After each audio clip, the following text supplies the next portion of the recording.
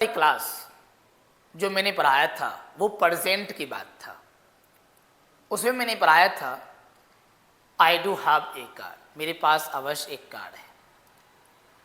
But मैं आज आप लोगों को पास्ट की बात बता रहा हूं, जो पास्ट में ऐसा सेंटेंस आता होगा जैसे कि आप जानते भी होंगे कि मेरे पास अवश्य एक कार थी, उसके पास अवश्य दौलत था।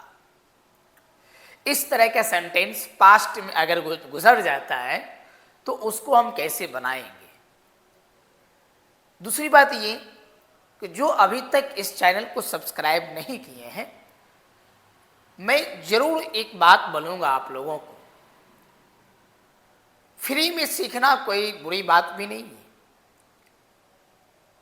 अगर आप इस चैनल को सब्सक्राइब कर लेते हैं तो 100% एक टॉपिक सीखने को आपको मौका मिलेगा।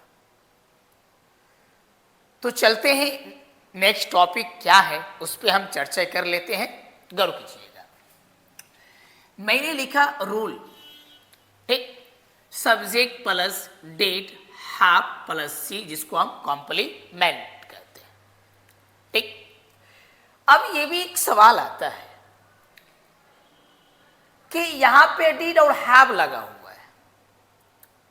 आप ये भी सवाल कर सकते हैं कि सर उसमें आपने हैव लगाया तो ठीक है, लेकिन पास्ट में भी आपने हैव लगाया, तो सुनो जितने भी स्टूडेंट है यहां हैव क्यों लगा।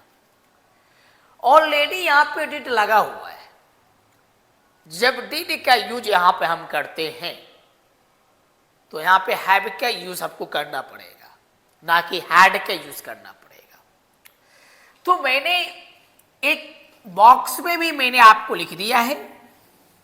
बॉक्स में क्या लिखा है, गौर कीजिएगा, denotes necessary but in past.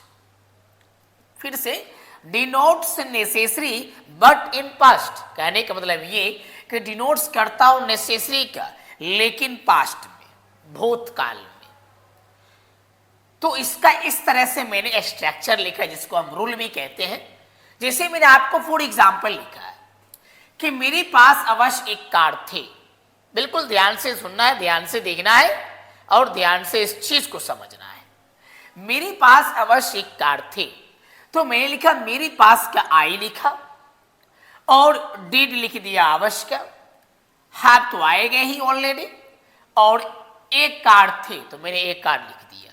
तो क्या सेंटेंस बन गया, I did have a car, मतलब मेरे पास अवश्य एक कार थी, ठीक है। नेक्स्ट एग्जांपल है, उसके पास अवश्य दौलत था, तो उसके पास तो मैंने लिखा ही, गौर कीजिएगा, ही के बाद मैंने लिखा डिड, डिड के बाद मैंने लिखा हैव, अवश्य दौलत, दौलत का मैंने क्या लिखा, वेल्थ लिखा। क्लियर। उसके पास अवश्य दौलत था तो मैंने ही, उसके पास का मैंने ही लिखा। अगर कोई लड़के की बात आती तो यहां पर शी लिखते हम, ही की जगह शी लिखते, ही लड़का के लिए और शी लड़के के लिए। तो डिड हैव वेल्थ, उसके पास अवश्य दौलत था। तो सीधी सी बच्चों आपको यह समझना है, अगर इस तरह से सेंटेंस आएगा तो इसकी स्ट्रक्चर समझिए या इसकी रूल समझिए। ये आपका रूल अपनाना है और ये रूल को आपको फॉलो करना है, तभी इस पे आप हजारों सेंटेंस बना सकते हैं।